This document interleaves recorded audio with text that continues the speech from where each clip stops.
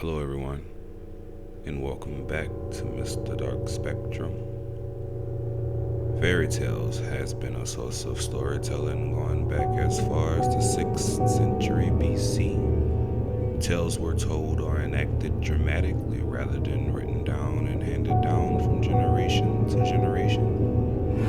The brothers Grimm were among the first and the best known collectors of German and European folk tales such as Rapunzel and Snow White. While Disney and other sources have remade many of these stories, they were not intended for kids. Here's 5 fairy tales with gruesome origins. Number 5. The Disney adaptation of Snow White and the Seven Dwarfs were released by Disney in 1937. The story follows a girl by the name of Snow White, a lonely princess living with her stepmother, a vain queen. The queen worries that Snow White will become more beautiful than her, so she forces Snow White to be a maid, and she asks her magic mirror daily who is the fairest one of them all. For years, the mirror always answered that the queen is. But one day, the magical mirror informs the queen she is no longer the fairest, but now Snow White is the fairest of the land. Upon hearing this, the queen orders her huntsman to take Snow White out into the forest and kill her. She also asks for proof Snow White is dead by returning with her heart in a jeweled box. The huntsman couldn't bring himself to kill Snow White, so he allowed her to escape.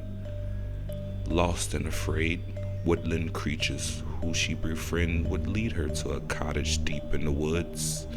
She assumed the cottage belonged to 7 orphaned children. Snow White would later discover the cottage belonged to 7 dwarfs. They allowed her to stay after she offers to cook and clean for them. Meanwhile, the queen would discover Snow White is alive when the mirror once again says that Snow White is the fairest and reveals the heart in the box is that of a pig. Using a potion, the queen disguises herself as an old hag. The queen creates a poison apple that puts whoever is unlucky enough to eat it in a sleep in death, a curse that can only be broken by love's first kiss. The queen fools Snow White into thinking the apple grant wishes. The dwarfs return to the cottage as the queen was leaving and give chase, trapping her on a cliff. Lightning strikes the cliff and she falls to her death. The dwarfs return to the cottage and, not wanting to bury the seemingly dead Snow White, places her body in a glass coffin. The prince would learn of her apparent death and, saddened, kisses her, ultimately breaking the spell. The original story named Snow White was published in 1812 by Brothers Grimm in their first edition of their collection, Grimm's Fairy Tales. It turns out the American animator left out a few gruesome details. In the Grimm's version of Snow White, her mother is stated to having died giving birth to her. The evil queen wouldn't be introduced till later.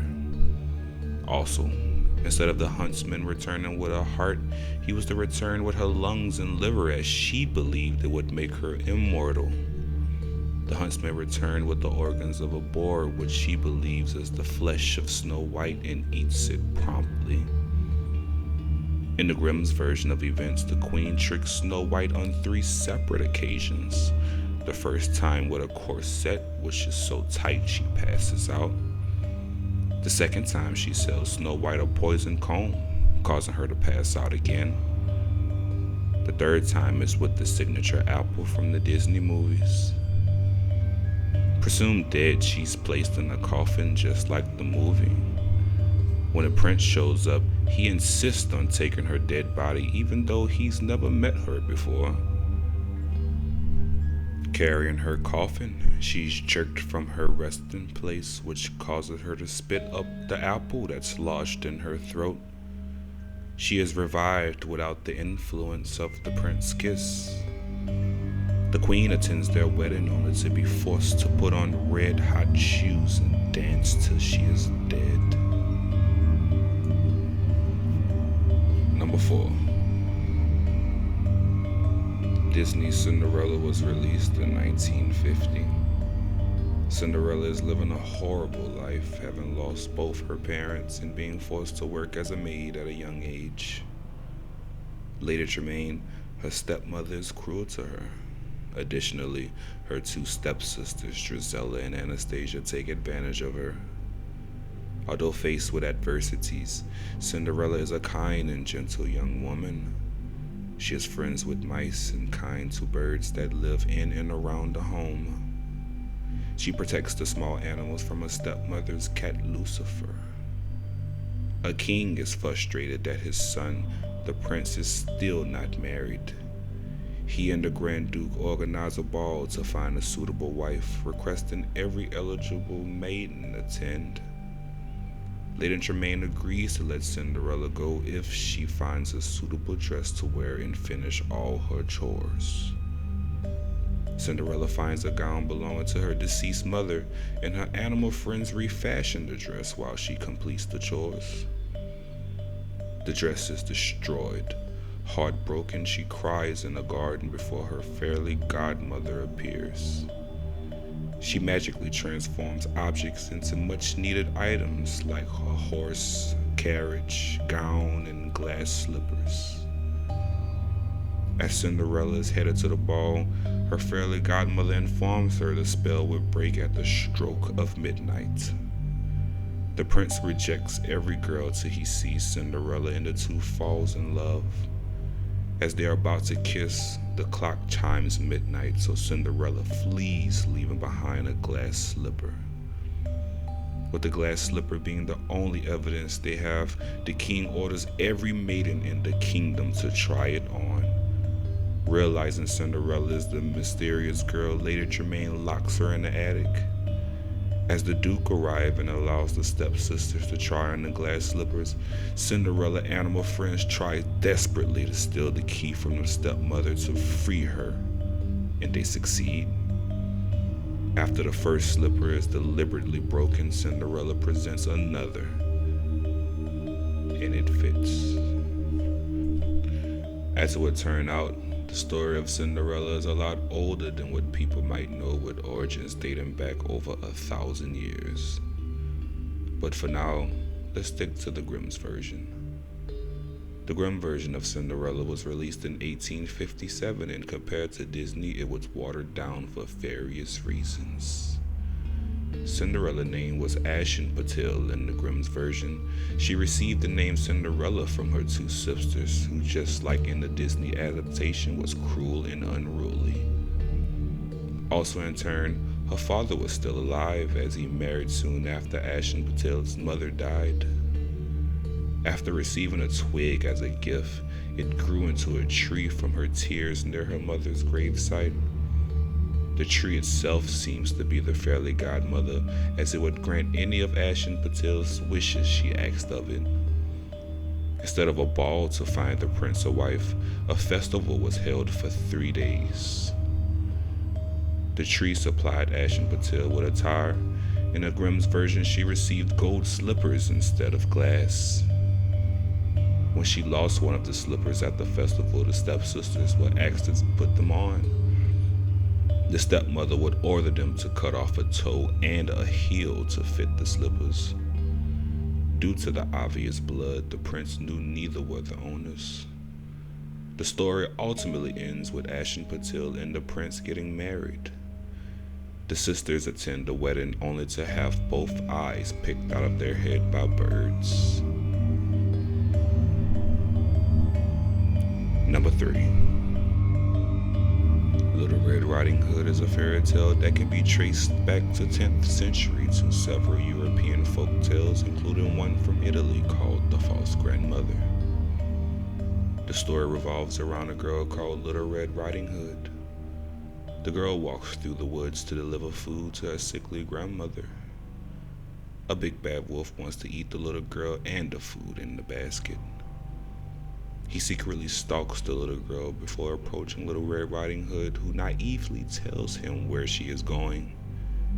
He suggests that the girl pick some flowers for the grandmother, which buys him enough time to get to the grandmother's house before her.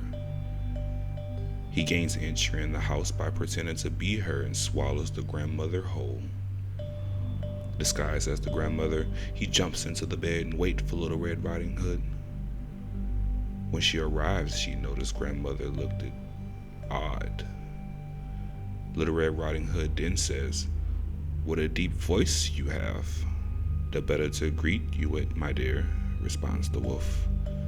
"Goodness, what big eyes you have. The better to see you with, my dear," responds the wolf. "And what big hands you have. The better to embrace you with, my dear," responds the wolf. "And lastly, what a big mouth you have. The better to eat you with," responds the wolf, at which point the wolf jumps out of the bed and chases her. She managed to run outside and scream for help, which a nearby woodsman heard the commotion and rushes to her aid. He made the wolf spit out the grandmother, knock out the wolf, and took him into the forest where he wouldn't bother people again. The story ends with the grandmother and Little Red Riding Hood having lunch and a long chat. The Grimm brothers' version of the fairy tale would prove to be far more foreboding. Her name is Little Red Cap instead of Little Red Riding Hood, and the core parts of the story would remain the same except the wolf devours both the grandmother and Little Red Cap. The wolf goes back to bed, but he begins to snore really loud. A huntsman who happens to be walking by the cottage hears the snores and decided to check on the grandmother, only to find the wolf. The story goes, he was about to fire at the wolf, but realized the grandmother inside him possibly could be saved. Instead, he took a pair of scissors and proceeded to cut open the stomach of the wolf, finding Little Red Cap and a barely breathing grandmother. Red Cap gathered stones and placed them inside the body of the wolf. When he woke up, the wolf tried to run but died due to the massive amount of the stones inside of his body. The huntsman then skinned the wolf and went on about his day. It's also stated another wolf tried to eat Little Red Cap. This time the two was prepared. The grandmother put a pot of sausages underneath the opening in the chimney, in which the wolf fell into and drowned to death. Number 2. Without going into detail, the Podpiper is a children's story about a rat driver who lures all the rats away from a city but never receives his due payment. Although the story has become a fairy tale, there seems to be some truth based around the legend of the Podpiper of Hamelin. In 1284, while the town of Hamelin was suffering from a rat infestation, a piper dressed in multicolored pied clothing appeared, claiming to be a rat catcher. He promised the mayor a solution to their problem with the rats in exchange for money. The piper accepted and played his pipe to lure the rats into the Weezer River, where they all drowned. Despite the piper's success, the mayor refused to pay him, even going as far as to blame the piper for the infestation as an extortion attempt. Upset, the piper left the town, vowing to take revenge. On St. John and Paul's Day, while the adults were in church, the piper returned dressed in green like hunter clothing and played his pipe. According to the legend, the tune attracted the town's children. In total, 130 children followed him out of town and into a cave where they were never seen again. The Hamelin street, named Street Without Drums, is believed to be the last place that the children were seen. Ever since, music or dancing is not allowed on this street till this day. The earliest known record to this story is from the town of Hamelin itself, depicted in a stained glass window created for the church, which dates around 1300. Although the church was destroyed in 1660, several written accounts of the tale has survived. Number 1. The brothers Grimm would release another disturbing fairy tale under the name Hansel and Gretel, published in 1812. The The story is set in medieval Germany. Hansel and Gretel are children of a poor woodcutter. Being that the children eat too much, the woodcutter's wife decides to take the children into the woods and leave them there to fend for themselves so that she and her husband do not starve to death. Reluctantly, the woodcutter submits to his wife's scheme. Unaware that Hansel and Gretel have overheard them, Hansel sneaks out of the house and gathers as many white pebbles as he can. The next day, the family walk deep into the woods and Hansel lays a trail of white pebbles. After the parents abandon them, the children wait for the moon and follow the pebbles back home. Much to their stepmother's rage, the children return home safely. The mother angrily orders her husband to take the children further into the woods and leave them there to die. Hansel and Gretel attempt to get more pebbles, but finds the doors are locked this time. The following morning, the family head deeper into the woods. As a last resort, Hansel takes a slice of bread and leaves a trail for them to follow home. After they're abandoned, they find birds have eaten the crumbs and they are lost in the woods. After days of wandering, they follow a bird to a clearing in the woods and find a cottage built of gingerbread. As the children eat the house, a very old woman emerges and lures them inside with promises of food and shelter. The old woman was later discovered to be a bloodthirsty witch who built the house to attract children, cook, and eat them. Long story short, the witch attempts to eat Gretel, but is pushed inside an oven where she is burned to death. Finding a vase full of treasure, they take as much as they can and make their way home. They find only their father, with the mother having passed away from some unknown reason. With the witch's wealth, they all live happily ever after. After doing my research, I was shocked to discover that Hansel and Gretel was actually inspired by historic events. The origins of Hansel and Gretel is perhaps darker than the story itself. The true story goes back to a cohort of tales that originated in the Baltic regions during the Great Famine of 1314 to 1322. Volcanic activity in Southeast Asia and New Zealand ushered in a period of prolonged climate change that led to crop failures and massive starvation across the globe. In Europe, the situation was particularly bad since there was already a food shortage at the time. When the Great Famine struck, the results was devastating. Elderly people chose voluntarily to starve to death to allow the young to live. Others commit infanticide or abandon their children. William Rosen, in his book The Three Horsemen, cites on an Estonian chronicle which states that in 1315 mothers were fed their children. It was from this grim chaos that the story of Hansel and Gretel was born.